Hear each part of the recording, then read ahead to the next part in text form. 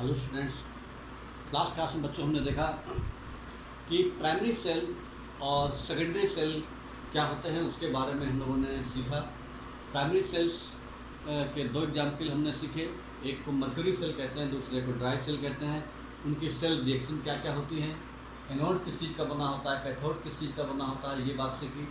उसके बाद में जो सेकेंडरी सेल हैं जिनको हम बार बार रिचार्ज कर सकते हैं, जबकि प्राइमरी सेल को रिचार्ज नहीं कर पाते थे, सेकेंडरी सेल को जिसको बार बार रिचार्ज कर सकते हैं, ऐसे सेल का एग्जाम्पल था लेड स्टोरेज बैटरी। और उसमें हमने देखा किस तरीके से जो सेल रिएक्शन होती हैं, और जब सेल डिस्चार्ज हो रहा होता है तब कौन से सेल रिएक्शन होती हैं, और जब सेल रिचार्ज हो रहा होता है तब कौन से सेल रिएक्शन होती हैं। ये हमने लास्ट क्लास में सीखा। आज बच्चों हम पढ़ेंगे एक नए प्रकार के सेल में, जिसको हम फ्यूल सेल के नाम से जानते हैं। ऐसे ही एक फ्यूल सेल है जिसका नाम है hydrogen oxygen cell.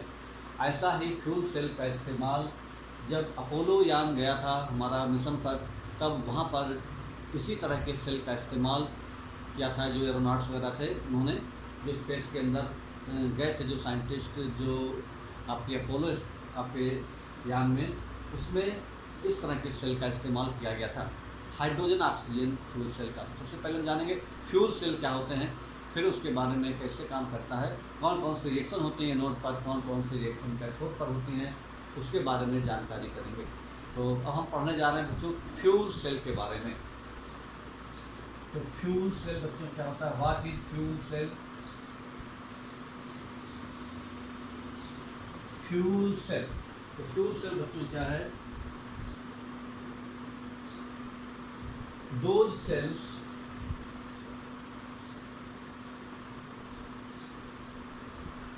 in which energy is produced,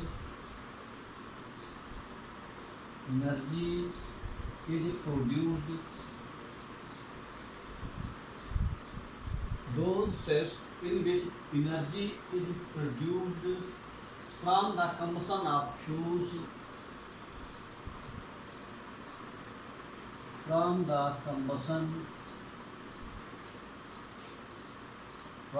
combustions of fuels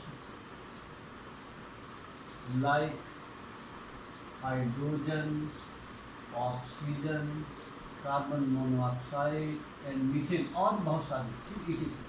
ये जो है दो cells in which energy produced from the combustion of fuels such as hydrogen, oxygen, carbon monoxide, methane, etc.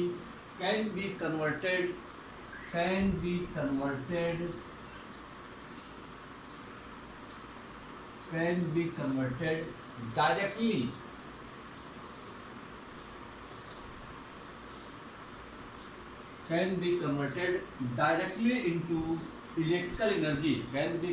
directly into electrical energy,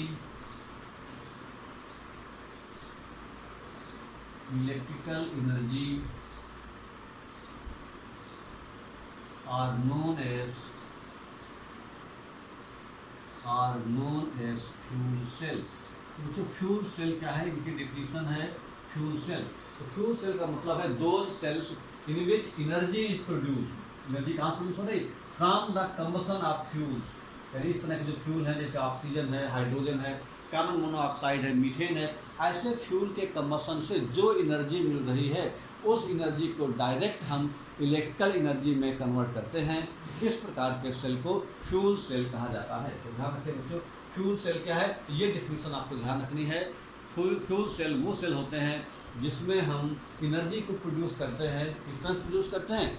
fuel का combustion करा करके। तो fuel के combustion को कराने के बाद जो एनर्जी प्रोड्यूस होती है उसको कन्वर्ट करते हैं डायरेक्टली इलेक्ट्रिकल एनर्जी में। इस तरह का जो सिस्टम है, इस तरह का जो अरेंजमेंट है, या इस तरह का जो सेल है, उसको हम फ्यूल सेल के नाम से जानते हैं। तो बच्चों फ्यूल सेल होता है ये। इसका एग्जाम्पल है hydrogen oxygen fuel cell. Hydrogen oxygen fuel cell इसी का इस्तेमाल एरोनॉट से किया था।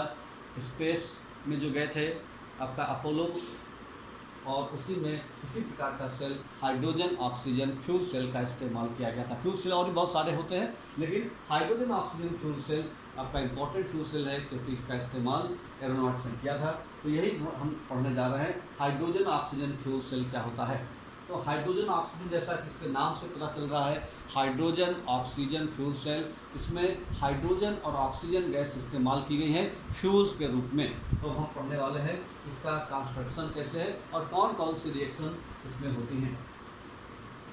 बच्चों, अब हम पढ़ने जा रहे हैं जो फ्यूल सेल है उसके डायग्राम के बारे में, यानी जो हाइड्रोजन ऑक्सीजन फ्यूल सेल के बारे में। तो हाइड्रोजन ऑक्सीजन जो फ्यूल सेल है वो इस तरीके का एक बॉक्स बना रहता है बच्चों।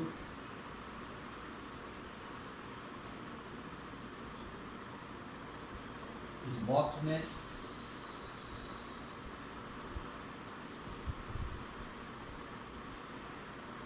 इस तरह के 2 इलेक्ट्रोड हैं। ये पोरस कार्बन के बने होते हैं, पोरस कार्बन। पोरस का मतलब आपका हल्के हल्के जिसमें सुराख हो, छेद हो, बिल्कुल जैसे आपका घड़ा, उसी तरह से पोरस कार्बन का ये भी है, पोरस कार्बन का बना रहता है। ये दोनों इलेक्ट्रोड पोरस कार्बन के बने रहते हैं, ठीक है। और ये आपका निगेटिव है, तो इसको हम लोग एनोड कहेंगे, और ये लाइन पॉजिटिव है, इससे इसको हम कैथोड कहेंगे। तो ये 2 आपके कार्बन के बने हुए आपके इलेक्ट्रोड हैं, एक का नाम है एनोड और एक का नाम है कैथोड। जो निगेटिव इलेक्ट्रोड है उसको कहेंगे एनोड, जो पॉजिटिव इलेक्ट्रोड है उसको बच्चों बोलेंगे कैथोड। और इसके बीच में आपका एक इलेक्ट्रोलाइट सॉल्यूशन भरा हुआ है, यहाँ पर ये जो इलेक्ट्रोलाइट है वो क्या है, इलेक्ट्रोलाइट पोटेशियम हाइड्रोक्साइड और सोडियम हाइड्रोक्साइड, ठीक है। कंसंट्रेटेड एक्वस पोटेशियम हाइड्रोक्साइड या सोडियम हाइड्रोक्साइड लेते हैं, जो इलेक्ट्रोलाइट का काम करता है। इलेक्ट्रोलाइट रहता है, ये इलेक्ट्रोलाइट है, इसके अंदर जो भरा हुआ है वो इलेक्ट्रोलाइट है। और ये दोनों आपके इलेक्ट्रोड हैं, और ये आपका एक प्रकार का जो सेल है जिसको बोलते हैं हम लोग फ्यूल सेल के नाम से जानते हैं। इस तरह से ये आपका ये बंद है बर्तन, ये यहाँ पर, और उसके बाद में यहाँ से हमने हाइड्रोजन गैस को सप्लाई किया और यहाँ से हमने ऑक्सीजन गैस को सप्लाई किया। तो यहाँ पर जो एक इनलेट बना हुआ है, यहाँ पर हम लोग हाइड्रोजन गैस को सप्लाई करते हैं, हाइड्रोजन। और यहाँ पर जो इनलेट बना हुआ है इस तरीके से, यहाँ से हम लोग ऑक्सीजन सप्लाई कर रहे हैं, O2। इस प्रकार का जो सेल रहता है वो इस तरह के जो फ्यूल सेल है इसको हम हाइड्रोजन ऑक्सीजन फ्यूल सेल के नाम से जानते हैं बच्चों। तो ये जो फ्यूल सेल इसका नाम है hydrogen oxygen fuel cell, fuel cell. तो हाइड्रोजन ऑक्सीजन फ्यूल सेल है बच्चों ये, और ये इसका डायग्राम है। अब इसमें रिएक्शन कैसे कैसे होती हैं, इसमें 2 प्रकार की रिएक्शन होती हैं, एक रिएक्शन होती है एनोड पर और एक रिएक्शन होती है कैथोड पर। क्योंकि हाइड्रोजन गैस एनोड पर जा रही है और कैथोड जो पॉजिटिव है उस पर ऑक्सीजन गैस जा रही है, तो यहाँ पर 2 रिएक्शन होंगे, एक एनोड और एक कैथोड पर। तो एक एनोड पर जो रिएक्शन होगा उसमें क्या होगा, एनोड पर हाइड्रोजन गैस जो है ये आपका चेंज हो रही है वाटर में। क्यों? क्योंकि यहाँ पर आपका एनोड पर ऑक्सीडेशन होता है, और ऑक्सीडेशन का मतलब है जब ऑक्सीडेशन नंबर इंक्रीज होता है।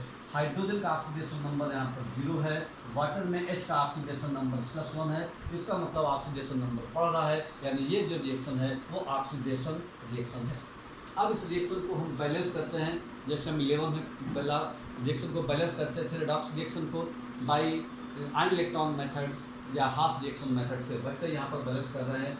सबसे पहले एटम बैलेंस करेंगे, फिर चार्ज बैलेंस करेंगे, फिर इलेक्ट्रॉन बैलेंस करते हैं, इसी ऑर्डर में बैलेंस करते हैं। तो यहाँ पर हाइड्रोजन बैलेंस है, ऑक्सीजन बैलेंस नहीं है, इसलिए हम यहाँ पर एक O कम है, इधर हम वाटर मॉलिक्यूल जोड़ देंगे। रूल ये है कि ऑक्सीजन को बैलेंस करने के लिए अपोजिट साइड में उतने ही वाटर मॉलिक्यूल जोड़ते हैं। ऐसा करने से यहाँ पर H हो गए 4, तो यहाँ पर 2H पहले से ही है, तो 2H और जोड़ेंगे, H को बैलेंस करने के लिए H+ जोड़ते हैं। फिर चूँकि आपका जो इलेक्ट्रोलाइट है उसमें पोटेशियम हाइड्रोक्साइड या सोडियम हाइड्रोक्साइड है, इसका मतलब जो ये रिएक्शन है वो बेसिक मीडियम में हो रही है। तो बेसिक मीडियम में अगर हो रही है जितने H आते हैं उतने ही OH दोनों तरफ जोड़ देते हैं। तो बच्चों इस तरह से ये आपकी रिएक्शन बैलेंस होगी। अब इसको पूरा सॉल्व करेंगे तो ये 2H और 2OH मिल करके ये बन जाएगा बच्चों 2H2O, और यहाँ पर H2O ये भी है, H2O और 2H2O मिल करके 3H2O हो जाएगा। और इस तरफ हमारा बच रहा है 2OH माइनस है प्लस आपका H2O है और प्लस आपका H2 है। तो ये H2O यहाँ से कैंसिल हो जाएगा, तो हमारा रिएक्शन बच जाएगा 2OH minus plus hydrogen gives 2H2O। ये रिएक्शन आ गया। अब यहाँ पर चार्ज बैलेंस करेंगे तो यहाँ पर 2 चार्ज नेगेटिव चार्ज है, इधर हम 2 इलेक्ट्रॉन जोड़ देंगे बच्चों। तो ये जो रिएक्शन है नंबर 1 मान लिया, ये जो रिएक्शन है वो एनोड पर होने वाली रिएक्शन है। तो एनोड पर जो रिएक्शन होती है तो ये वाली रिएक्शन होती है। यहाँ पर जो है 2OH और यहाँ पर 2H2 + 2H2O + 2 इलेक्ट्रॉन। तो इस तरीके से ये रिएक्शन आपकी एनोड पर हो रही है। क्या हो रहा है यहाँ पर ध्यान से देखिए, हाइड्रोजन गैस आपकी वाटर में कन्वर्ट हो रही है क्योंकि ऑक्सीडाइज हो रहा है हाइड्रोजन एटम, तो 0 से H+ में बदल रहा है। उसके बाद में फिर इस रिएक्शन को बैलेंस करेंगे और बैलेंस करने के बाद एटम बैलेंस और चार्ज बैलेंस करेंगे तो ये रिएक्शन आ जाएगी। तो बच्चों आपको ये याद नहीं करना, थोड़ा समझ लेंगे तो फिर दिक्कत नहीं आएगी। याद करेंगे तो मिस्टेक होने के चांसेस ज़्यादा हैं। 11th क्लास में जैसे रिएक्शन को बैलेंस करते हैं वैसे करिए, भूल गए हों तो एक बार फिर से देखिए उसको तो आपको याद आ जाएगा। तो इस तरीके से ये रिएक्शन एनोड पर होने वाली रिएक्शन है, ध्यान से देख लीजिए। अब इसको रब करने वाले हैं। दूसरा रिएक्शन कैथोड पर क्या रिएक्शन होती है, कैथोड पर जा रही है ऑक्सीजन, तो ऑक्सीजन का रिडक्शन हो रहा है। रिडक्शन होने के बाद आपका फिर हम वैसे ही बैलेंस करेंगे जैसे कि हमने पहले बैलेंस किया था, ठीक है। तो कैसे बैलेंस करेंगे, यहाँ पर एक रिएक्शन एट कैथोड, यानी जो कैथोड पर होने वाली रिएक्शन है एट कैथोड, जो कैथोड पर जो रिएक्शन हो रही है उसमें क्या हो रहा है, यहाँ पर रिडक्शन होता है कैथोड में। इसका मतलब जो O2 है ये आपका वाटर में कन्वर्ट हो रही है। इसका ऑक्सीडेशन नंबर O2 में O का 0 है, यहाँ पर -2 है। इस बात का मतलब यहाँ पर रिडक्शन हो रहा है, ये होना भी चाहिए क्योंकि रिएक्शन कैथोड पर हो रही है। जब भी कोई रिएक्शन कैथोड पर होती है तो हमेशा रिडक्शन होता है। कैथोड चाहे जैसा हो, चाहे निगेटिव हो चाहे पॉजिटिव, यानी सेल चाहे जैसा हो, चाहे इलेक्ट्रोलिटिक सेल हो या गैल्वेनिक सेल हो, लेकिन एक बात पक्की है कि कैथोड पर हमेशा रिडक्शन होगा और एनोड पर हमेशा ऑक्सीडेशन ही होगा। इसमें कोई कन्फ्यूजन नहीं होना चाहिए आपको कि गैल्वेनिक सेल है या इलेक्ट्रोलिटिक सेल है, कैसा भी सेल है, इस बात से कोई फर्क नहीं पड़ता। कैथोड पर हमेशा रिडक्शन और एनोड पर हमेशा ऑक्सीडेशन रिएक्शन होती है। तो कैथोड पर रिएक्शन जो है वो रिडक्शन रिएक्शन होगी। रिडक्शन का मतलब होता है gaining of electron. Gaining of electron मतलब इलेक्ट्रॉन इधर आने चाहिए। देखेंगे जब सॉल्व करके बैलेंस करके उसमें इलेक्ट्रॉन राइट हैंड साइड में आ रहे हैं, उसमें इलेक्ट्रॉन लेफ्ट हैंड साइड में आने चाहिए। बैलेंस करेंगे, यहाँ पर 2 एटम है, यहाँ पर 1 एटम O का, तो बैलेंस करने के लिए यहाँ पर हमने एक वाटर का मॉलिक्यूल जोड़ दिया। H यहाँ पर 2OH हो गए, 4H हो गए, यहाँ पर हमको 4H+ करना पड़ेगा। अब जितने H हैं उतने ही OH करने पड़ेंगे ऐड, क्योंकि रिएक्शन बेसिक मीडियम में है। तो यहाँ पर भी हमने 4OH- कर दी। ऐसा करने से बच्चों क्या हो जाएगा, ये बन जाएगा 4H2O, तो ये होगा 4H2O + O2 गिव्स ये H2O ये हो जाएगा 2H2O और ये हो जाएगा 4OH-। इसको सॉल्व करेंगे, ये 4H2O है बच्चों, ये 2H2O है, इसको इधर ट्रांसफर करेंगे, इधर बच जाएगा आपका 4H2O में से 2H2O हट जाएगा, 2H2O + O2 गिव्स 4OH-। ये हमारा रिएक्शन आया। अब इस तरफ जो है कोई भी चार्ज नहीं, 0 है, इस तरफ 4- है, इस तरफ हम 4 इलेक्ट्रॉन जोड़ देंगे। ये हमारा हो गया रिएक्शन नंबर 2। ये हमारा रिएक्शन है जो कि कैथोड पर हो रहा है। तो एक रिएक्शन हो रहा है एनोड पर और दूसरा रिएक्शन हो रहा है कैथोड पर, ठीक है बच्चों। ये 2 प्रकार के रिएक्शन हैं, एनोड पर होने वाला रिएक्शन और कैथोड पर होने वाला रिएक्शन।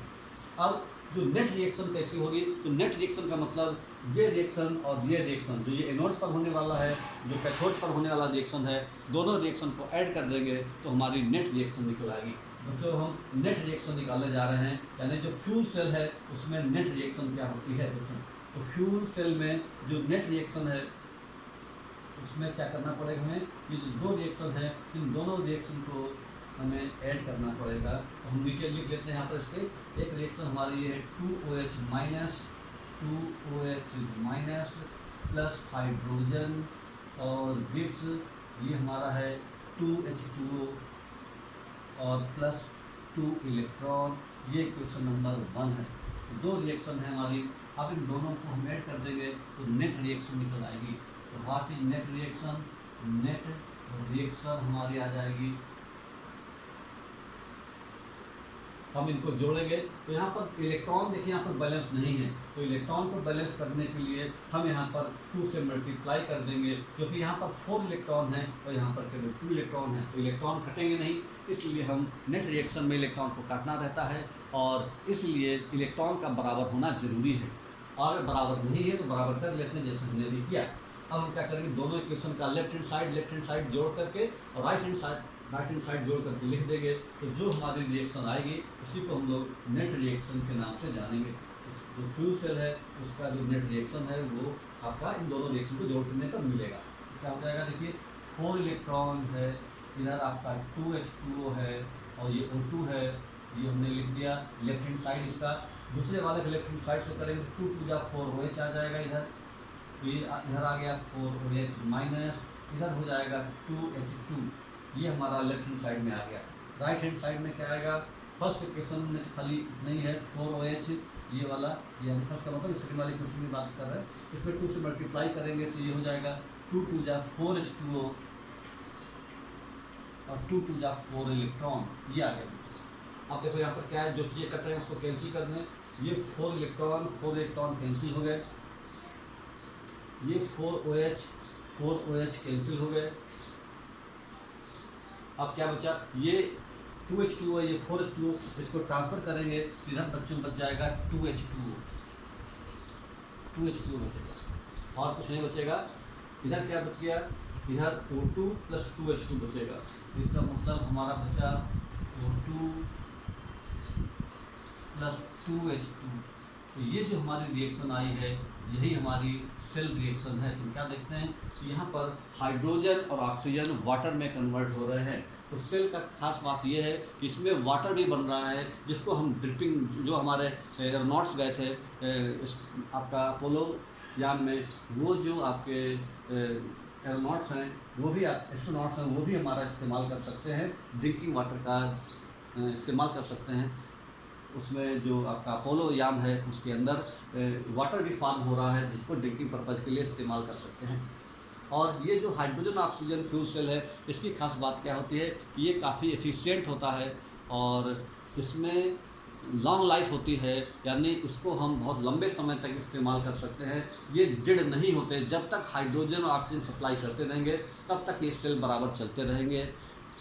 ठीक है, अगर हम हाइड्रोजन ऑक्सीजन सप्लाई करना बंद कर देंगे तभी ये सेल बंद होंगे, अदरवाइज ये सेल बराबर एनर्जी देते रहेंगे। इसमें ड्राई सेल की तरह डेड होने वाली कोई बात नहीं है, ना इनको बार बार रिचार्ज करना पड़ता है। बस खाली क्या करना है कि इनको हाइड्रोजन और ऑक्सीजन सप्लाई करते रहना है और इससे हमको बिजली भी मिलती रहेगी और साथ में वाटर भी मिलता रहेगा। ठीक है, ये सेल बहुत बढ़िया सेल है, लेकिन ये सेल काफ़ी कॉस्टली है, एक्सपेंसिव होता है, क्योंकि यहाँ पर जो हाइड्रोजन और ऑक्सीजन गैस हैं इनको लिक्विड के फॉर्म में स्टोर करना थोड़ा मुश्किल रहता है, इसलिए ये सेल काफ़ी एक्सपेंसिव होते हैं। लेकिन ये सेल काफ़ी ठीक है और इसका जो है लॉन्ग लाइफ रहती है और इसमें हाइड्रोजन ऑक्सीजन का लगातार इस्तेमाल करते रहते हैं, तो हमको आपका लगातार वाटर भी बनता रहेगा और ये एक प्रकार का फ्यूल सेल कहा जाता है। तो फ्यूल सेल बच्चों क्या होता है एक बार फिर समझिए। फ्यूल सेल जब हम कहें तो आपके दिमाग पूरी बात आ जानी चाहिए कि फ्यूल सेल एक प्रकार के ऐसे सेल होते हैं जिसमें हम कुछ फ्यूल्स, जैसा कि नाम है फ्यूल सेल, कुछ फ्यूल्स का कंबसन करा के जो एनर्जी मिलती है उसको डायरेक्ट इलेक्ट्रिकल एनर्जी में कन्वर्ट कर लेते हैं। ऐसे सेल को ही बोलते हैं फ्यूल सेल। और ऐसे ही एक फ्यूल सेल का एग्जाम्पल है हाइड्रोजन ऑक्सीजन सेल। और हाइड्रोजन ऑक्सीजन सेल का हमने आपको डायग्राम बना के दिखाया। इसमें आपका एक कंपार्टमेंट होता है, बीच में इलेक्ट्रोलाइट रहता है जिसमें कंसनट्रेटेड सोडियम हाइड्रोक्साइड या पोटेशियम हाइड्रोक्साइड रहता है। उसके बाद में एनोड और कैथोड पोरस कार्बन के बने रहते हैं। ठीक है, लेफ्ट हैंड साइड में हम हाइड्रोजन सप्लाई करते हैं और राइट हैंड साइड से ऑक्सीजन को सप्लाई करते हैं, और इस तरीके से एनोड और कैथोड पर कुछ रिएक्शंस होती हैं। ठीक, तो इस तरीके से पूरा जो फ्यूल सेल है, हाइड्रोजन ऑक्सीजन सेल, अगर आपका बोर्ड में लिखने को आए तो इस तरह से डायग्राम बना के लिख सकते हैं। अदरवाइज कंपटीशन में जो ऑब्जेक्टिव क्वेश्चन पूछे जा सकते हैं कि बताइए एनोड पर कौन सी रिएक्शन हो रही है, कैथोड पर कौन सी रिएक्शन हो रही है, इस तरह के क्वेश्चन आप एक्सरसाइज में या मॉड्यूल में देखेंगे तो आपको थ्योरेटिकल बेस्ड इस तरह के क्वेश्चन मिलेंगे। तो ये बच्चों थ्योरी वाला पार्ट है, और इस तरह का जो फ्यूल सेल है और उसका इस तरीके के आपके रिएक्शंस होते हैं। तो बच्चों फ्यूल सेल के बाद अब हम पढ़ेंगे, हमारा जो अगली हेडिंग है उसको बोलते हैं हम लोग कोरोजन। कोरोजन क्या होता है? कोरोजन भी एक प्रकार का जो कोरोजन है वो भी एक प्रकार का इलेक्ट्रोकेमिकल सेल जैसा एक फिनोमेना है, गैल्वेनिक सेल जैसा एक फिनोमेना है। एक प्रकार का स्मॉल गैल्वेनिक सेल ही बनता है कोरोजन में या रस्टिंग में। तो हम देखेंगे कि क्या क्या किस किस तरीके से रिएक्शंस होती हैं, ये हम पढ़ने वाले हैं। तो अब अगली हेडिंग हमारी कोरोजन।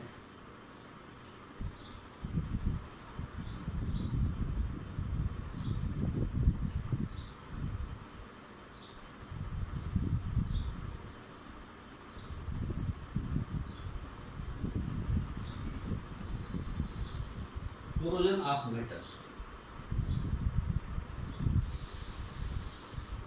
कोरोजन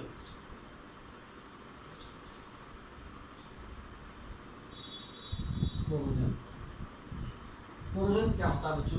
कोरोजन को जानने के लिए हम लोग this is a process of change of metal, this is a process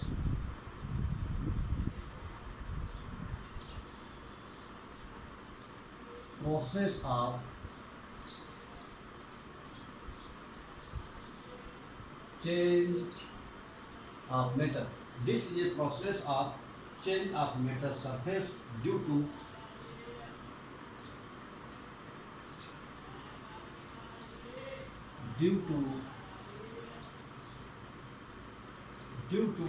attack of atmospheric gases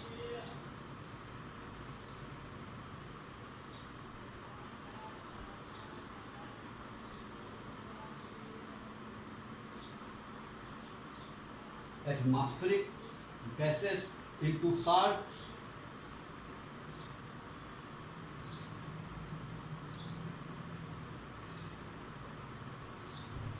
such as oxides, sulfates,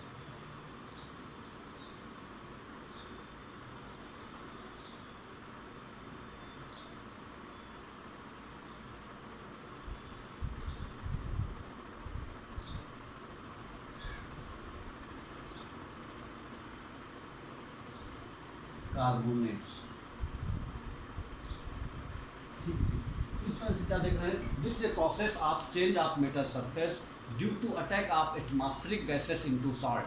मतलब क्या है कि जो चेंज ऑफ मेटल सरफेस है इसकी वजह से आपका चेंज हो जाता है आपके साल्ट में, जैसे ऑक्साइड है, सल्फाइड है या सल्फेट है या कार्बोनेट है। कौन सा? जो मेटल सरफेस है, किसकी वजह से? अटैक ऑफ एटमॉस्फेरिक गैसेस, जो एटमॉस्फेयर में प्रेजेंट होने वाली गैसें हैं, जैसे कार्बन डाइऑक्साइड है, सल्फर डाइऑक्साइड है, ऑक्सीजन है। तो ये सारी जो गैसें हैं वो मेटल के सरफेस पर अटैक करती हैं और एक प्रकार का साल्ट फॉर्म करती हैं। इसी प्रोसेस को हम लोग बोलते हैं corrosion. This is a process of change of metal surface due to attack of atmospheric gases into salts such as oxides, sulphides, sulphates and carbonates. ठीक, ये सारे प्रोसेस को बोलते हैं हम लोग कोरोजन। उसके बाद rusting of iron. Rusting of iron, rusting क्या होता है? Rusting of iron, rusting of iron. तो corrosion of iron is called rusting. Corrosion of iron is called rusting. Corrosion of iron is called rusting. Corrosion of iron is called rusting.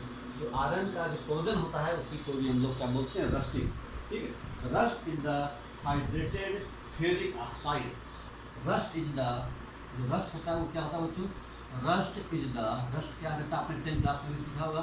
Rust is the hydrated rust is the hydrated ferric oxide. Ferric oxide rust का जो formula बच्चों वो रहता है Fe2O3.H2। ये बच्चों rust का formula रहता है, तो आपको ध्यान रखना है। अगर आप पूछे व्हाट इज कोरोजन, तो कोरोजन की डिफिनेशन है this is a process of change of metal surface due to attack of atmospheric gases into salts such as oxide, sulphides, carbonate, sulphates and so on. Rusting of iron का मतलब क्या होता है? Rusting of iron जो है corrosion का एक type है। जब आयरन का कोरोजन होता है तो उसको एक स्पेशल नाम देते हैं जिसको कहते हैं रस्टिंग। और हमको ये आसपास अपने रस्टिंग दिखाई पड़ती है। रेनी सीजन आने वाला है या बरसात हो भी रही कहीं कहीं पे, इस तरह से देख रहे हैं कि रेनी सीजन में हम देखते हैं कि जो आयरन ऑब्जेक्ट्स हैं उसमें आपका एक कोरोजन हो जाता है, इसी को हम लोग बोलते हैं रस्टिंग। तो रस्टिंग में क्या होता है कि जो आयरन है वो फेरिक ऑक्साइड में, हाइड्रेटेड फेरिक ऑक्साइड में कन्वर्ट हो जाता है, इसी को हम लोग रस्ट कहते हैं। ठीक है, तो रस्ट एक आपका अनवांटेड प्रोसेस है, ना चाहते हुए भी रस्ट लग जाती है और इसकी वजह से गवर्नमेंट को हज़ारों करोड़ रुपए का खर्चा करना पड़ता है। बहुत सारे जो आयरन है के ऑब्जेक्ट है, जैसे आपके बहुत बड़े बड़े ब्रिज हैं, बड़े बड़े शिप्स हैं जो आपके सी में रहते हैं, उनको मतलब रस्टिंग से बचाने के लिए बहुत सारा पैसा खर्च करना पड़ता है। तो हम अभी पढ़ने वाले हैं कि रस्ट कोरोजन क्या होता है, फिर रस्टिंग क्या होती है, रस्ट का फार्मूला क्या है, उसके बाद में ये किस तरीके से एक इलेक्ट्रोकेमिकल सेल यानी गैल्वेनिक सेल की तरह काम करता है और रस्टिंग को रोकने के उपाय क्या क्या हैं। ठीक है, और कौन कौन से फैक्टर्स हैं जो रस्ट को बढ़ाते हैं। ठीक है, यानी रस्ट को बढ़ाने में हेल्प करते हैं, जिनकी प्रेजेंस में रस्टिंग ज़्यादा तेज़ी से होती है, ऐसे कौन कौन से फैक्टर्स हैं, तो ये पढ़ेंगे। उसके बाद में रस्टिंग को कैसे कैसे रोक सकते हैं, ये सारी बात हम इस चैप्टर में स्टडी करने वाले हैं। बच्चों सबसे पहले हम लोग पढ़ेंगे इसी में electrochemical theory of rust.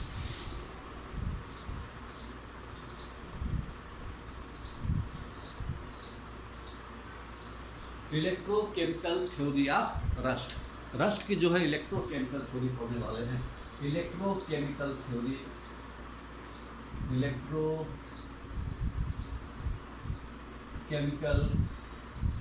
Theory of rusting, electrochemical theory of rusting, electrochemical theory of rusting. तो इलेक्ट्रोकेमिकल थ्योरी ऑफ रस्टिंग क्या है? इलेक्ट्रोकेमिकल थ्योरी उसी तरह से है जैसे कि हम लोग गैल्वेनिक सेल में पढ़ते थे कि एनोड और कैथोड पर दो रिएक्शन होती थी। एनोड पर ऑक्सीडेशन होता था, कैथोड पर रिडक्शन होता था।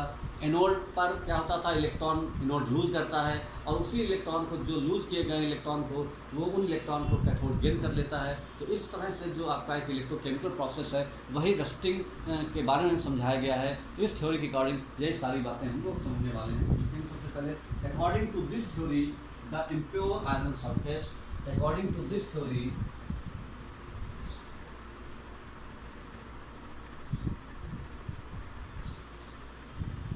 according to this theory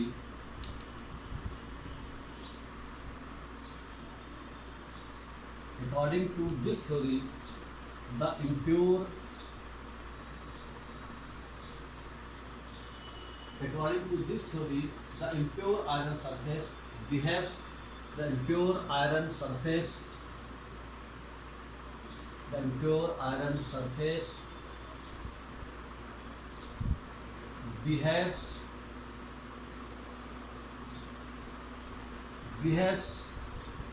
like a small electrochemical cell, behaves like a small electrochemical cell। Electrochemical मतलब galvanic cell, small electrochemical cell, small electrochemical cell in presence of water, in presence of water containing cell, in presence of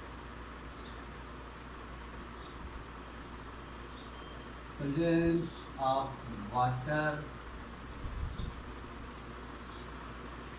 in presence of water containing dissolved oxygen or carbon dioxide, containing dissolved oxygen or carbon dioxide, जहाँ oxygen और carbon dioxide, such a cell is called, such a cell is called corrosion cell, corrosion cell और corrosion couple, such called in corrosion cell, corrosion cell और corrosion couple, corrosion couple के नाम रखते हैं। तो ये ध्यान रखना है कि क्या कहता है, अकॉर्डिंग टू दिस थ्योरी, इस थ्योरी के अकॉर्डिंग इलेक्ट्रोकेमिकल थ्योरी है, वो थ्योरी क्या कहती है, according to this theory the impure iron surface behaves like a small electrochemical cell. जो इम्प्योर आयरन का सरफेस है वो एक इलेक्ट्रोकेमिकल सेल की तरह काम करता है। कब? इन प्रेजेंस ऑफ वाटर, यानी ऐसा वाटर जिसके अंदर ऑक्सीजन या कार्बन डाइऑक्साइड गैस खुली हो। ठीक है, इस प्रकार के सेल को हम लोग कोरोजन सेल या फिर कोरोजन कपल के नाम से जानते हैं। तो ये बात आपको ध्यान में रखना है। उसके बाद में pure iron act as anode, यहाँ पर क्या है, इसमें प्योर आयरन यहाँ पर लिख सकते हम लोग, pure iron act as a anode, pure iron act as a anode, pure iron anode की तरह काम करता है। And impure surface act as cathode, and impure surface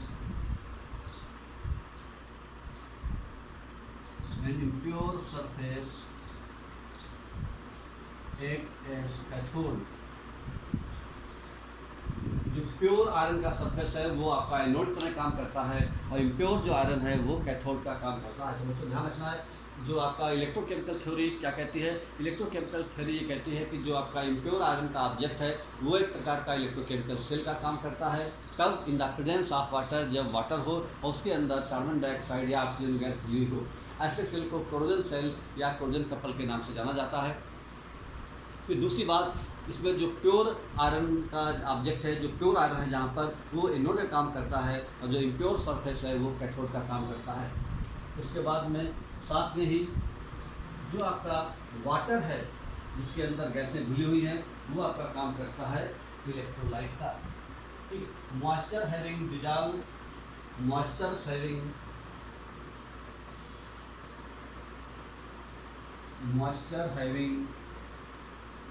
dissolve oxygen or carbon dioxide is called electrolyte या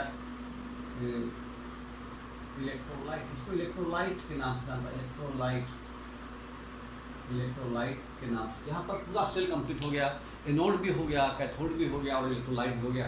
यानी cell के लिए आपको तीन चीज़ें होना चाहिए, दो इलेक्ट्रोड होने चाहिए, उसमें से एक कैथोड का काम करे, दूसरा एनोड का काम करे और इलेक्ट्रोलाइट होना चाहिए। तो इलेक्ट्रोलाइट वहाँ पर जो वाटर है जिसके अंदर आपकी डिजॉल्व गैसें घुली हुई हैं उसको हम लोग कहते हैं इलेक्ट्रोलाइट।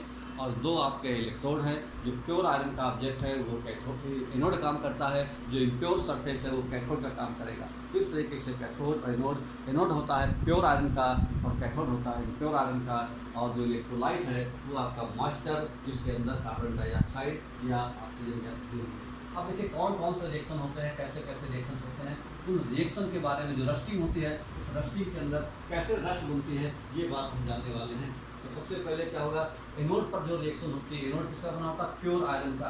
तो सबसे पहले क्या होगा, यानी जो आयरन है वो एनोड पर ऑक्सीडेशन होगा और ऑक्सीडेशन होने के बाद ये आपका बन जाता है Fe++ और 2 इलेक्ट्रॉन ये लूज करता है। ठीक है, इस समय इस रिएक्शन का जो E0 की वैल्यू है वो -0.44 वोल्ट है, -0.44 वोल्ट है। ठीक है, अब क्या होगा, ये एनोड पर रिएक्शन हो रहा है, एनोड पर रिएक्शन हो रहा है ये। ठीक है, कैथोड पर क्या होगा, कैथोड पर ये जो इलेक्ट्रॉन हैं इन इलेक्ट्रॉन को H+ गेन करेगा।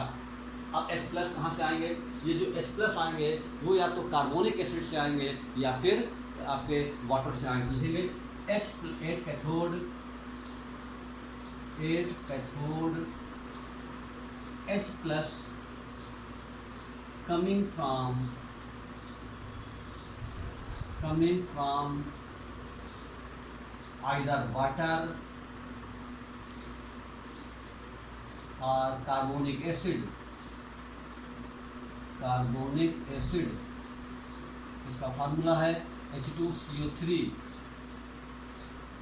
At cathode, H ions coming from either water or carbonic acid gains electron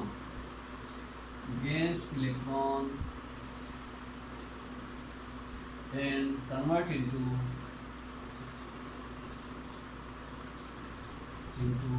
hydrogen atoms. Hydrogen atom में कन्वर्ट हो जाते हैं ये. तो ये बच्चों ध्यान रखना है.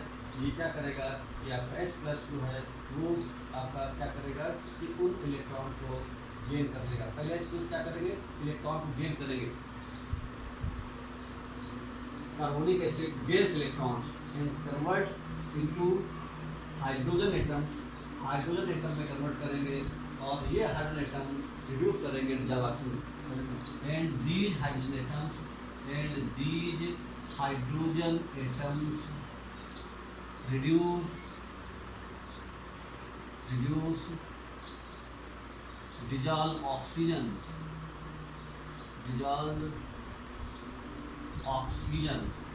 ठीक है.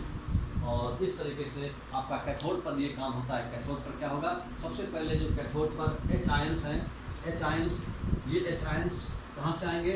H आयंस या तो कमिंग फ्रॉम वाटर, या तो वाटर से आएंगे या फिर कार्बोनिक एसिड. कार्बोनिक एसिड कैसे बनेगा, कार्बोनिक एसिड ऐसे बनेगा कि जो वाटर है, वाटर के अंदर जो कार्बन डाइऑक्साइड गैस घुली हुई है, उस कार्बन डाइऑक्साइड गैस के साथ रिएक्शन करके वाटर कार्बोनिक एसिड बना लेगा.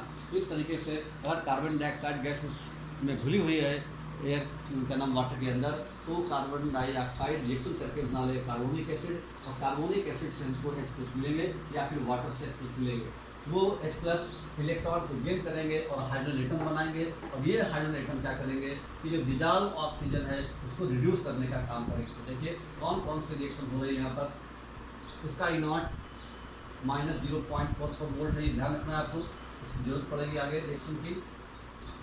आपको वैल्यू खाली याद रखनी है. उसके बाद क्या होगा कि यहाँ पर सबसे पहले जो H आयन बन रहे हैं, H आयन जैसे मान लिए H2CO3 से बन रहे हैं, तो H प्लस HCO3 माइनस ये H आयन यहाँ से भी वाटर से भी बन सकते थे, H प्लस और आपका OH माइनस. तो जो ये H आयन हैं, चाहे इससे बनाएं चाहे इससे बनाएं, ये जो H प्लस आयन हैं ये क्या करेंगे, इलेक्ट्रॉन को गेन कर लेंगे. H प्लस आयन इलेक्ट्रॉन को गेन करेंगे और यहाँ पर 2 इलेक्ट्रॉन है जो 2H प्लस होना चाहिए. इलेक्ट्रॉन को गेन करने के बाद यह हाइड्रोजन एटम बना लेंगे. अब ये जो हाइड्रोजन एटम है ये क्या करेंगे, जो डिसॉल्व ऑक्सीजन है इसको चेंज कर देंगे, रिड्यूस कर देंगे और आपका बन जाएगा वाटर फॉर्म कर लेगा. तो ये काम होता है आपका कैथोड रिएक्शन के ऊपर. कैथोड रिएक्शन के ऊपर अब हमारा जो नेट रिडक्शन प्रोसेस आपका हो जाएगा. नेट रिडक्शन प्रोसेस क्या क्या हो रहा है,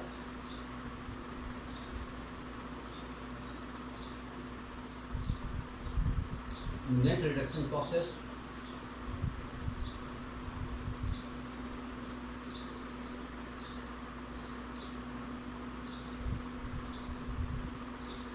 जो नेट रिडक्शन प्रोसेस है उसमें हमारा 2H प्लस ये इनको दोनों को जोड़ देंगे तो 2H प्लस 2 इलेक्ट्रॉन और यहाँ पर हो जाएगा 2H प्लस हाफ O2 और ये हमने इसको जोड़ रहे हैं यहाँ पर. ठीक है.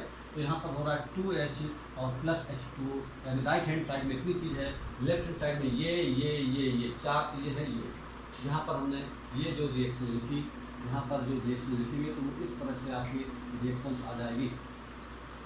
तो यहाँ पर 2H और ये 2H कट गया.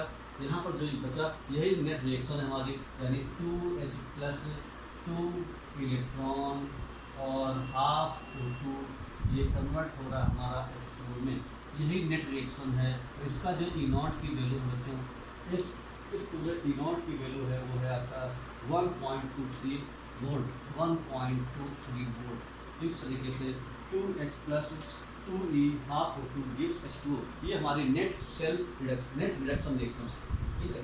तो हमारे 2 प्रकार के रिएक्शन हैं. देखा हमने कि जो प्योर आयरन का ऑब्जेक्ट था उसने एनोड का काम किया था और उसने इलेक्ट्रॉन लूज किए तो Fe कन्वर्ट हुआ फेरस आयन में. तो उसके बाद में जो इलेक्ट्रॉन थे वो इलेक्ट्रॉन को पिक किया H+ आयन जो बन रहे थे हमारे वाटर के थ्रू या कार्बोनिक एसिड के थ्रू।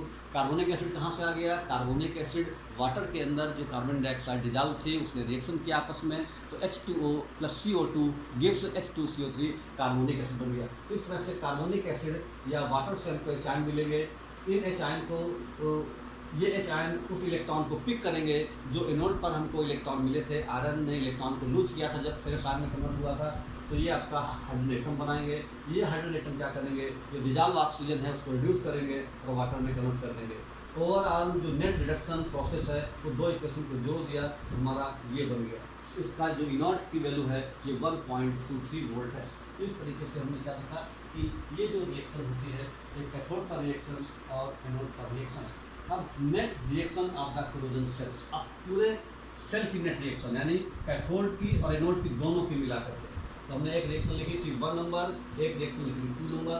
एक रिएक्शन थी हमारी Fe कन्वर्ट हो रहा था Fe+2 में, ये रिएक्शन थी एनोड की और जो इसका E0 की वैल्यू थी वो थी -0.44 वोल्ट। एक रिएक्शन ये है और दूसरी रिएक्शन ये है बच्चों 2H+ और +2 इलेक्ट्रॉन और +½ O2 और ये कन्वर्ट हुआ हमारा H2O में, और इसका जो E0 की वैल्यू है बच्चों वो कितनी है? ये है 1.23 वोल्ट, ये वैल्यू है। दोनों रिएक्शन को जोड़ेंगे तो नेट रिएक्शन निकल आई हमारी। नेट रिएक्शन, ध्यान देना, ये नेट रिएक्शन थी, ये पूरी रिएक्शन है। नेट रिएक्शन मतलब पूरी सेल रिएक्शन है एनोड और कैथोड को मिला करके। तो हमारी क्या वैल्यू आ जाएगी बच्चों? ये आ जाएगी Fe+2H+ +½ O2, ये आ गया। इलेक्ट्रॉन कैंसिल हो जाएंगे तो हमने यहीं पर काट दिए और ये बनेगा Fe++ और ये बन जाएगा H2O। तो ये बच्चों हमारी नेट रिएक्शन होगी हमारी Fe+2H+ +½ O2 ये Fe++ H2O, और जो इसकी जो E0 की वैल्यू है दोनों रिएक्शन को जोड़ेंगे जब कैथोड और एनोड को, E0 कैथोड बराबर E0 एनोड जब फार्मूला अप्लाई करेंगे तो जो हमारी जो वैल्यू निकलेगी वो क्या निकलेगी? आपका 1.23 प्लस ये हो जाएगा 1.67 वोल्ट। ये इसके लिए इतनी वैल्यू आ गई है। ये नेट रिएक्शन है। यहाँ पर देखिए कैथोड और एनोड दोनों को मिला करके जो रिएक्शन लिखी गई है वो ये रिएक्शन हमारा बन रहा है। और इस तरीके से जो आपका रस्टिंग है उसके अंदर एक प्रकार का इलेक्ट्रोकेमिकल सेल जैसा रिएक्शन हो रहा है और ये हमारा कंप्लीट रिएक्शन होता है। उसके बाद में ये जो हमारे आयरन आयन बने हैं Fe+2 ion, ferrous ions so form now ferrous ions, ये जो फेरस आयन बने हैं ferrous ions so formed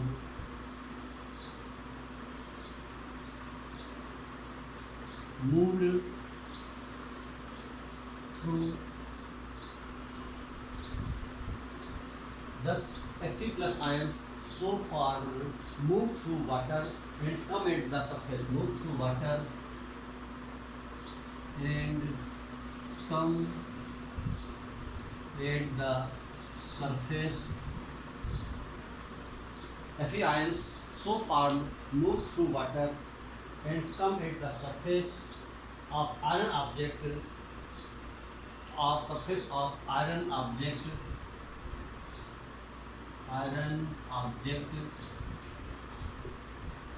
through water and come at the surface of the iron object where these are further oxidized, where these are further oxidized to ferric ion, मतलब ये ferrous से ferric ion में convert हो जाते हैं। ठीक है, by atmospheric oxygen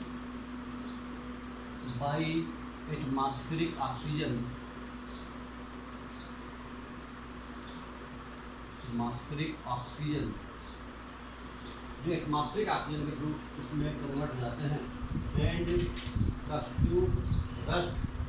clear. तो ये हमारा जो Fe+ आयन है, Fe+ आयन ये आपका जो एटमॉस्फेयर ऑक्सीजन है उसके साथ रिएक्शन करेंगे और आपका +½ O2 और वाटर की प्रेजेंस में बह करके आते हैं। तो ये हमारा कन्वर्ट हो जाता है Fe+3 में।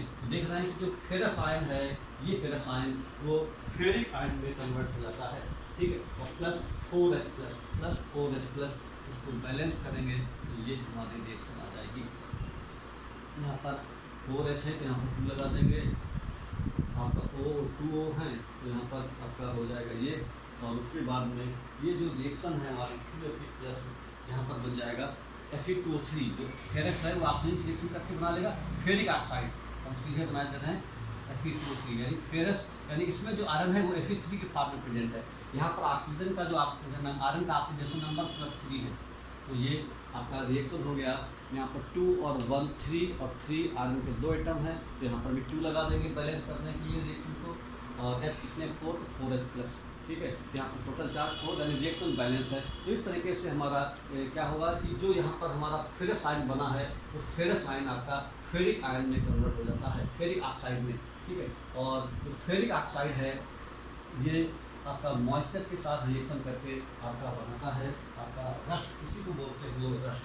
यानी जो Fe2O3 बना बच्चों, ये Fe2O3 बना, ये आपका वाटर से रिएक्ट करेगा और आपका बनेगा Fe2O3 .H2। इसी को हम लोग बच्चों कहते हैं रस्ट। तो ये रस्ट जो है इस तरीके से बनता है। रस्ट देखने में सिंपल काम लगता है लेकिन केमिकल पॉइंट ऑफ व्यू से वो आपका एक प्रकार का सेल फॉर्म करता है। इलेक्ट्रोकेमिकल थ्योरी यही कहती है कि रस्टिंग भी एक प्रकार का इलेक्ट्रोकेमिकल फिनोमेना है। और यहाँ पर प्योर आयरन काम करता है एनोड का, इम्प्योर आयरन काम करता है कैथोड का, और वाटर जिसके अंदर ऑक्सीजन या कार्बन डाइऑक्साइड गैस डिजॉल्व है वो काम करता है इलेक्ट्रोलाइट का। और एनोड पर कौन सी रिएक्शन होती है, कैथोड पर कौन सी रिएक्शन होती है और किस तरीके से रस्ट फॉर्म होती है, ये बच्चों ने देखा। तो रस्टिंग जो है एक प्रकार का कोरोजन ही है, यानी आयरन पर जब कोरोजन होता है तो उसको बोलते हैं रस्ट। तो हमको ध्यान रखना है कोरोजन क्या होता है, रस्टिंग क्या है, रस्टिंग किस प्रकार का फिनोमेना है और रस्टिंग कैसे कैसे होती है। तो बच्चों ये हमने जाना, रस्ट का फार्मूला होता है Fe2O3.H2। इसको बोलते हैं हाइड्रेटेड फेरिक ऑक्साइड के नाम से जानते हैं। हाइड्रेटेड का मतलब वाटर मॉलिक्यूल का लगा, और जब नहीं लगा रहता उसको कहते हैं anhydrous.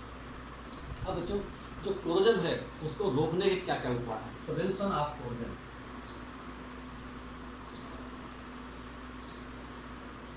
Prevention of corrosion, corrosion को रोकने का तरीका क्या क्या।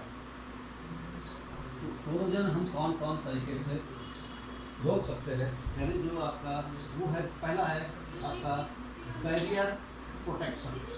पहला तरीका है barrier protection, barrier protection. Barrier protection, barrier का मतलब होता है कि जब हम, ये सारा थ्योरी वाला पार्ट है, ये आप अपने बुक से पढ़िएगा, हम इसको एक्सप्लेन कर देते हैं। बैरियर का मतलब है जब कोई आयरन ऑब्जेक्ट और जो एटमॉस्फेरिक गैसेस हैं उनके बीच में एक रुकावट पैदा करने, उसके बीच में एक प्रकार का बैरियर लगा दें, एक प्रकार की कोटिंग कर दें, तो इसी को हम लोग बोलते हैं बैरियर प्रोटेक्शन। तो बैरियर प्रोटेक्शन का मतलब ये है कि भाई जो रस्टिंग हो रही है आयरन के ऊपर, कोरोजन हो रहा है, कोरोजन होने के पीछे क्या रीजन है, जो एटमॉस्फेरिक गैसेस हैं, जो मॉइस्चर है उसका आयरन ऑब्जेक्ट के साथ रिएक्शन हो रहा है। तो किसी तरीके से वो दोनों चीज़ें आपस में कांटेक्ट में ना आ पाएँ। कौन सी दोनों चीज़ें, आयरन ऑब्जेक्ट और एटमॉस्फेरिक गैसेस या मॉइस्चर, ये जब आपस में कांटेक्ट में नहीं आ पाएंगे तो फिर रस्टिंग नहीं होगी। तो हमारा यही तरीका है कि सबसे पहले बैरियर प्रोटेक्शन, इसका मतलब एक प्रकार का बैरियर क्रिएट करना।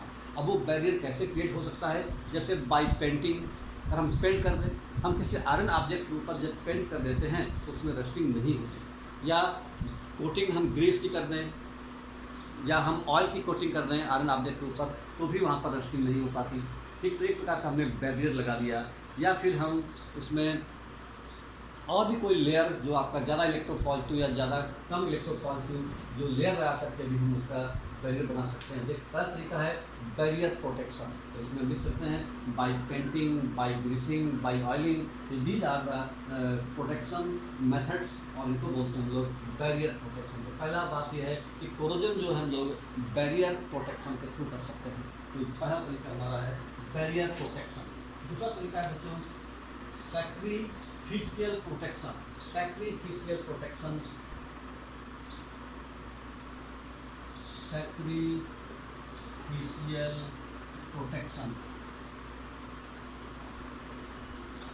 सैक्रिफिशियल प्रोटेक्शन क्या रहता है कि इस प्रकार के जो मेथड में जो बैरियर प्रोटेक्शन है उसकी एक कमी ये है कि अगर हमने किसी आयरन ऑब्जेक्ट के ऊपर पेंट किया या ग्रीस लगाई या ऑयलिंग की, तो अगर वहाँ पर कोई स्क्रैच पड़ जाता है तो उस जगह पर फिर से रस्टिंग होना शुरू हो जाती है। जबकि जो सैक्रिफिशियल प्रोटेक्शन है उसमें अगर स्क्रैचिंग भी हो जाती है तो भी कोई नुकसान नहीं होता। तो सैक्रिफिशियल प्रोटेक्शन क्या रहता है कि इसमें हम आयरन ऑब्जेक्ट को हम क्या करते हैं, कोई ज़्यादा इलेक्ट्रोपॉजिटिव यानी जिसके पास इलेक्ट्रॉन को लूज करने की टेंडेंसी आयरन के कंपैरिजन में ज़्यादा है, यानी हाईली इलेक्ट्रोपॉजिटिव दैन आयरन, ऐसे मेटल का हम उसके ऊपर कोटिंग कर देते हैं। जनरली ये कोटिंग जिंक की जाती है। जब जिंक की कोटिंग की जाती है तो उसको बोलते हैं गैल्वेनाइजेशन। तो गैल्वेनाइजेशन एक प्रोसेस है, ये भी रस्टिंग को रोकने का प्रोसेस है।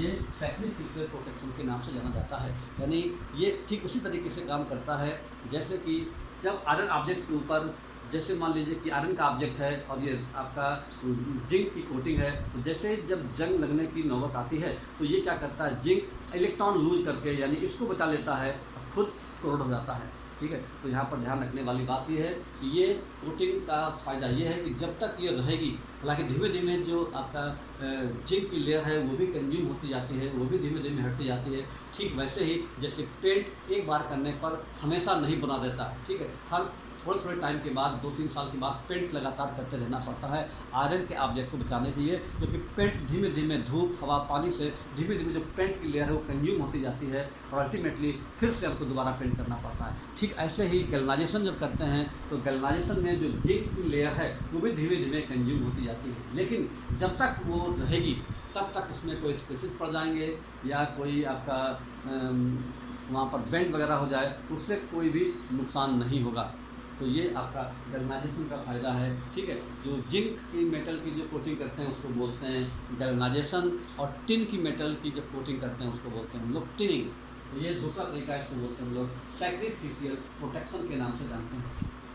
तीसरा तरीका है जिसको हम लोग कहते हैं इलेक्ट्रिकल प्रोटेक्शन या कैथोडिक प्रोटेक्शन।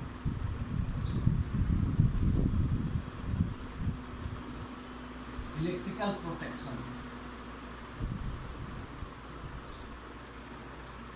इलेक्ट्रिकल प्रोटेक्शन या इसको हम कैथोडिक प्रोटेक्शन कहते हैं। ये मोस्टली अंडरग्राउंड जो हमारे आयरन ऑब्जेक्ट हैं, जैसे आपका आयरन टैंक वगैरह है, ठीक है, आयरन पाइप हैं, उनको कोरोड होने से बचाने के लिए ये तरीका इस्तेमाल करते हैं। इस तरीके में क्या करते हैं हम लोग कि कोई हाईली इलेक्ट्रोपॉजिटिव मेटल जैसे मैग्नीशियम, जिंक या एल्युमिनियम, ये ऐसी मेटल हैं जो आयरन ऑब्जेक्ट के कंपेरिजन में ज़्यादा इलेक्ट्रोपॉजिटिव होती है। इन मेटल को हम वायर के थ्रू कनेक्ट कर देते हैं और आयरन ऑब्जेक्ट के थ्रू, आयरन ऑब्जेक्ट को और उस मेटल को जैसे मैग्नीशियम या जिंक से, तो कनेक्ट करने के बाद चूँकि जो मैग्नीशियम या जिंक मेटल हैं वो ज़्यादा इलेक्ट्रोपॉजिटिव मेटल हैं, वो क्या करती हैं, वो इलेक्ट्रॉन लूज कर देती हैं, और जब वो इलेक्ट्रॉन लूज कर देती है वो इलेक्ट्रॉन क्या होगा, वायर के थ्रू आएगा और कैथोड जो आयरन ऑब्जेक्ट का बना है वहाँ पर प्रेजेंट ऑक्सीजन क्या करेगी, उन इलेक्ट्रॉन को पिकअप कर लेगी और उस तरह से ऑक्सीजन रिमूव हो जाएगी और उसके ऊपर आपका रस्टिंग नहीं हो पाएगी। तो ये भी बहुत अच्छा तरीका प्रोसेस है। इसको हम इलेक्ट्रिकल प्रोटेक्शन, ये जनरली अंडरग्राउंड जो आपके वाटर टैंक्स हैं, आपके आयरन के या पाइप्स हैं, उनको प्रोटेक्ट करने के लिए काम करता है। इसको हम लोग कैथोडिक प्रोटेक्शन भी कहते हैं। कैथोडिक प्रोटेक्शन के नाम से भी जाना जाता है, प्रोटेक्शन के नाम से भी जाना जाता है, कैथोडिक प्रोटेक्शन। तो चाहे हम इलेक्ट्रो प्रोटेक्शन कहें या कैथोडिक प्रोटेक्शन कहें, तो ये भी आपका रस्ट को बचाने का एक तरीका होता है। और चौथा तरीका होता है आपका कि use of anti rust solution. चौथा है आपका use of anti rust solution, यानी जो एंटी रस्ट सॉल्यूशन है उसका भी यूज करके हम लोग जो आयरन ऑब्जेक्ट हैं उनका कोरोजन रोक सकते हैं। जो आपका एंटी रस्ट सॉल्यूशन होते हैं वो क्या होते हैं, मेनली सोडियम फास्फेट, ठीक है, या सोडियम क्रोमेट। तो जो एंटी रस्ट सॉल्यूशन है इनका नाम है सोडियम फास्फेट। जैसे एग्जाम्पल सोडियम फास्फेट,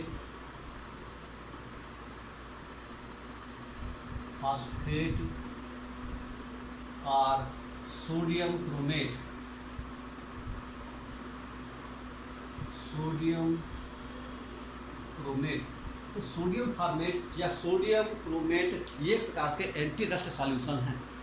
हम इसमें क्या करते हैं कि कोई भी जो आयरन ऑब्जेक्ट है उसको हम बॉयल किए हुए सोडियम फास्फेट सॉल्यूशन में या सोडियम क्रोमेट सॉल्यूशन में डाल देते हैं, और उसके बाद क्या होता है कि जो आयरन ऑब्जेक्ट है वो आयरन ऑब्जेक्ट के ऊपर एक प्रकार की आयरन फास्फेट की एक लेयर बन जाती है, और वो जो आयरन फास्फेट की जो लेयर है उसको हम लोग एंटी रस्ट लेयर कहते हैं, यानी उसकी वजह से फिर उसमें रस्टिंग नहीं हो पाती। बच्चों इस तरीके से हमारे जो मेन जो तरीके हैं कोरोजन को रोकने के, एक है ग्रेनेड प्रोटेक्शन, इसमें कई बातें आ गई, जैसे आपका पेंटिंग आ गई, ग्रीसिंग आ गई, आयलिंग आ गई। दूसरा है सैक्रिफिशियल प्रोटेक्शन। सैक्रिफिशियल प्रोटेक्शन में क्या करते हैं, इसमें प्रोसेस आ गया जैसे गैल्वेनाइजेशन है, टिनिंग है, ठीक। क्या करते हैं, एक हाईली इलेक्ट्रोपॉजिटिव मेटल जो है उसके ऊपर कोटिंग कर देते हैं, तो इसको बोलते हैं सैक्रिफिशियल प्रोटेक्शन। इलेक्ट्रिक प्रोटेक्शन या कैथोडिक प्रोटेक्शन, या इस प्रकार का एक प्रकार का गैल्वेनिक सेल जैसा बन जाता है। इसमें जो आयरन ऑब्जेक्ट है उसको हम वायर के थ्रू हाईली इलेक्ट्रोपॉजिटिव मेटल से जोड़ देते हैं, वो highly electropositive metal electron lose करती है, वो इलेक्ट्रॉन वायर के थ्रू कैथोड पर पहुंचते हैं, यानी आयरन ऑब्जेक्ट पर पहुंचते हैं। आयरन ऑब्जेक्ट क्या करता है, वहाँ पर प्रेजेंट जो ऑक्सीजन है वो इलेक्ट्रॉन को गेन कर लेती है, ठीक है, और वाटर में रिड्यूस हो जाती है। इस तरीके से आपका ये इलेक्ट्रिकल प्रोटेक्शन होता है। और अगला है use of anti rust solution. और तो एंटी रस्ट सॉल्यूशन आपके कौन से होते हैं, जैसे सोडियम फास्फेट या सोडियम क्रोमेट, ये प्रकार के एंटी रस्ट सॉल्यूशन होते हैं। इन सॉल्यूशन को बॉयल करते हैं और उसमें आयरन ऑब्जेक्ट को डिप करते हैं। जब आयरन ऑब्जेक्ट को डिप करेंगे तो आयरन ऑब्जेक्ट के ऊपर एक प्रकार की लेयर बन जाती है जिसको बोलते हैं हम लोग आयरन फास्फेट या आयरन क्रोमेट। ये जो आयरन फास्फेट या आयरन क्रोमेट की जो लेयर है वो आपका रस्टिंग को रोकती है, इसीलिए इसको हम बोलते हैं एंटी रस्ट सॉल्यूशन के नाम से जानते हैं। तो इस तरह से हम इसको यूज मतलब प्रोटेक्ट कर सकते हैं कोरोजन को। अब कौन कौन से फैक्टर्स हैं जो हमारा कोरोजन बढ़ाने में हेल्प करते हैं, factors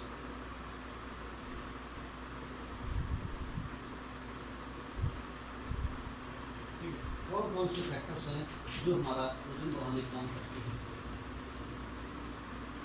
factors which affect corrosion, factors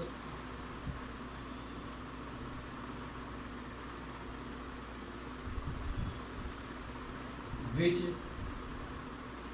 affects corrosion, factors which affect corrosion। Factor जो कोरोजन को इफेक्टेड करते हैं, तो पहला पॉइंट है इसका कि reactivity of the metal, the reactivity of the metal. पहला पॉइंट है the reactivity of metal.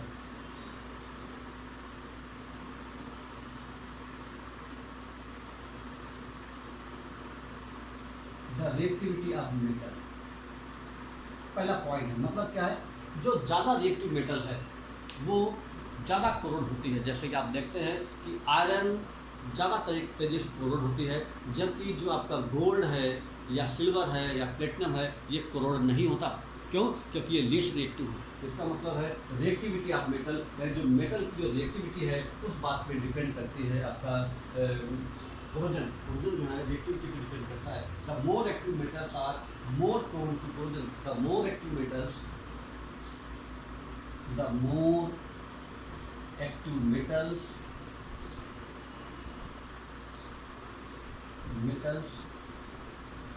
more active metals are more prone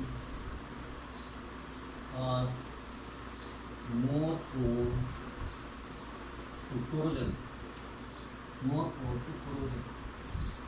तो ये खास बात, एक्टिव मेटल अगर होगी तो कोरोजन ज़्यादा होगा, कम एक्टिव मेटल है तो कोरोजन कम होगा। दूसरा है प्रेजेंस ऑफ इम्प्योरिटी।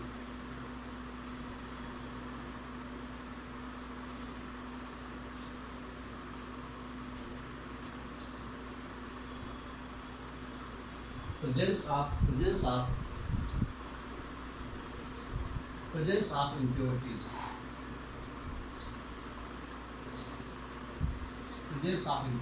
मतलब जो आपका मेटल है उसके अंदर अगर इम्प्योरिटी प्रेजेंट है तो कोरोड होने के चांसेस ज़्यादा होते हैं। जैसे आपका pure iron does not rust, जो प्योर आयरन है उसकी रस्टिंग नहीं होती, लेकिन अगर उसके अंदर इम्प्योरिटी प्रेजेंट है तो रस्टिंग होने के चांसेस ज़्यादा होते हैं। दूसरा है ये आपका impurity increase the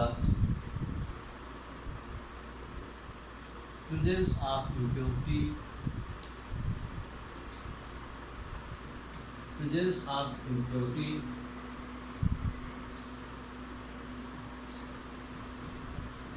helps the corrosion.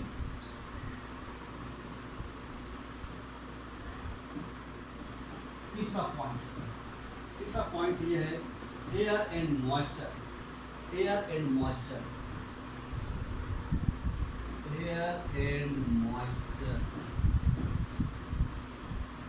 Moisture होता है तो आपका कोरोजन बहुत तेजी से होता है।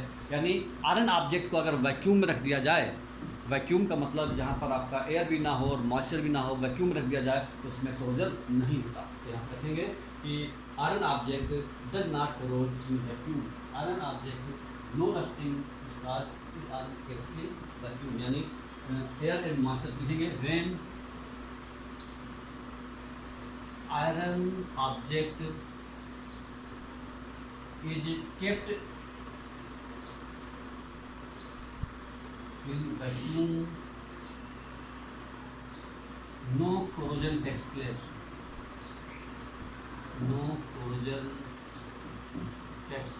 corrosion नहीं होता। ठीक है, तो ये हमारे जो फैक्टर्स हैं। चौथा फैक्टर्स है strength in metals.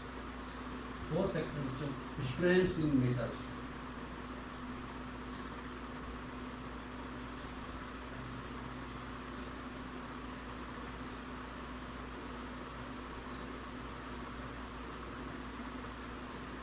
Strength in metals, कहीं पर आपका बेंडिंग है, जैसे बेंडिंग है या स्क्रैचिंग है,